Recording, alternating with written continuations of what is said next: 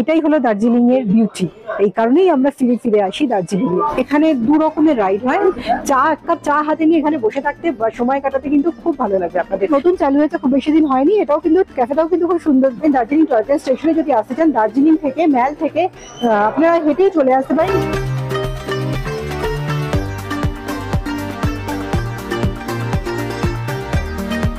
মধ্যবিত্ত বাঙালির কাছে দার্জিলিং যেমন একটি খুব প্রিয় হলিডে ডেস্টিনেশন, তেমনই টয় ট্রেন বাঙালি একটি বিরাট আবেগের জায়গা।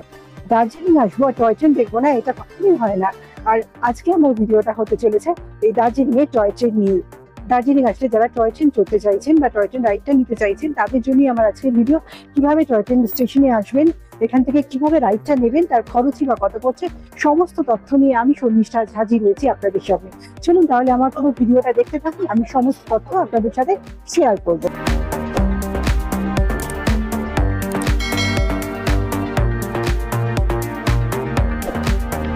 আমি এখন রয়েছি দার্জিলিং টয় ট্রেন স্টেশনেই। তার আগে বলি এখানে কিভাবে আসবেন। দার্জিলিং টয় ট্রেন স্টেশনে যদি আসতে চান, দার্জিলিং থেকে ম্যাল থেকে আপনারা হেঁটেই চলে আসতে পারেন। মিনিট 10 মতো সময় লাগবে, আমরা হেঁটেই যাতায়াত করি। 10 মিনিট মতো হেঁটে এখানে চলে আসুন। এখান থেকে এখানে যে কাউন্টার রয়েছে, আমি কাউন্টারের সামনেই দাঁড়িয়ে রয়েছে। এখান থেকে যেমন স্পট টিকিট বুকিং করতে পারেন, এছাড়াও অনলাইনে আইআরসিটিসি সাইট থেকেও টিকিট বুকিং হয়। টিকিটের রেট কি আছে, ট্রেনের টাইমিং কি আছে, সেগুলো এবার একটু আমি জেনে নেব। এখানে দু রকমের রাইড হয়, রাইডগুলো জয় রাইড বলা হয়। একটা হচ্ছে স্টিম ইঞ্জিন জয় রাইড আর একটা হচ্ছে diesel joy ride. Steam engine joy ride যদি নেন ভাড়া পড়বে 1500 টাকা করে, ডিজেল জয় রাইড নিলে ভাড়া পড়ছে 1000 টাকা করে। আর ট্রেনিং টাইমিংটা হলো সকাল 9:25 থেকে স্টার্ট হয়। এই দার্জিলিং স্টেশন থেকে সব কটা হচ্ছে। 9:25 একটা আছে, 9:35 আছে, তারপরে আছে 11:30, 11:40, 1:30, 1:40, 3:35, 3:45।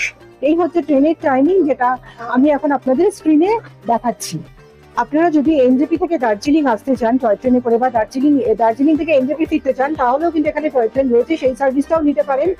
সেটা ওখান থেকে এনজেপি থেকে ছাড়ছে সকাল 9টার সময়, আর এখানে এসে পৌঁছচ্ছে বিকেল 5:30টার সময়। ভাড়া পড়ছে 1400 এবং 1500। সিসি হলে, সেটা চেয়ার কারটা হলে 1500 টাকা, আর একটা রয়েছে 1400 টাকা। এইটা হচ্ছে এনজেপি টু দার্জিলিং এর শিডিউল।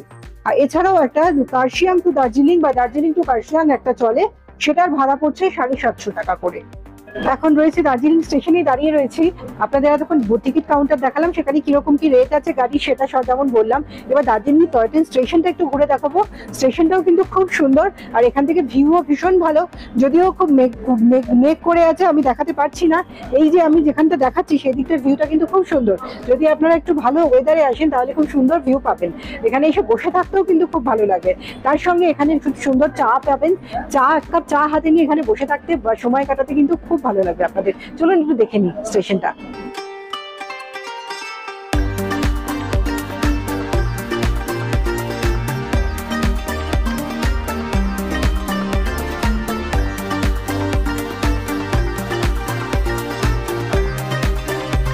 এই টি স্টলটা থেকে এক কাপ চা নিয়ে নিলাম। এই টি স্টলটা আমি এখানে আসলে এই টি স্টল থেকে চা খাই। চাটা ভীষণ ভালো লাগে, 10 টাকা করে মাত্র নেয়। চাটা কিন্তু খুব সুন্দর। এখান থেকে নিয়ে নিলাম এক কাপ চা। আপনারাও এখানে এসে এক কাপ চা হাতে করে দেখতে পারেন দার্জিলিং স্টেশন থেকে এখানকার নৈসর্গিক দৃশ্য। এই যে কোচটা দেখছেন, এটা এখন পরিষ্কার করার কাজ চলছে। এই কোচটা ভিস্তাডোম কোচ। এখানে আপনারা জানেন ভিস্তাডোম কোচও চলে, নর্মাল কোচ ছাড়াও ভিস্তাডোম কোচও চলে। এটা হচ্ছে ভিস্তাডোম কোচ।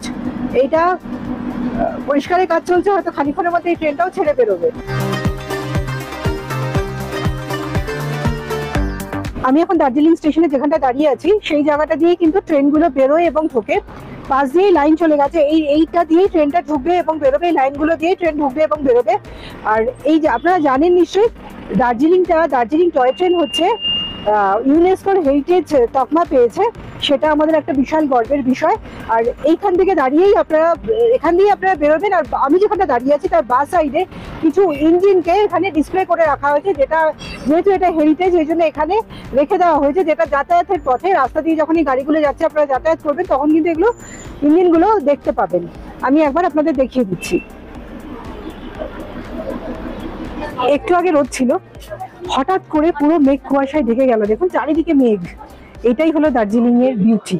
এই কারণেই আমরা ফিরে ফিরে আসি দার্জিলিং এ।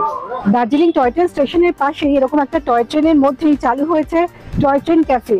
এখানেও কিন্তু যারা দার্জিলিং টয় ট্রেন স্টেশনে আসছেন তারা এখানে টয় ট্রেন ক্যাফেতে কিছু খেতে পারেন। এই জায়গাটা নতুন চালু হয়েছে, খুব বেশি দিন হয়নি। এটাও কিন্তু ক্যাফেটাও কিন্তু খুব সুন্দর দেখতে, একটা টয় ট্রেনের কোচ দিয়ে ক্যাফেটা চালানো হচ্ছে।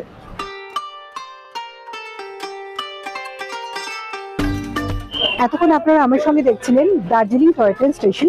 আমি এখানকার টয় ট্রেন সংক্রান্ত সমস্ত তথ্য দেওয়ার চেষ্টা করলাম। আজ আমার ভিডিও এই পর্যন্তই। আমার ভিডিওটা কেমন লাগলো অবশ্যই জানাবেন, আর আমার চ্যানেলটা সাবস্ক্রাইব না করা থাকলে সাবস্ক্রাইব করে নিয়ে পাশে থাকা বেল আইকনটা প্রেস করে দেবেন। ফিরবো খুব তাড়াতাড়ি আমার পরবর্তী ভিডিওতে। সকলকে ধন্যবাদ জানিয়ে শেষ করছি আমার আজকের এপিসোড।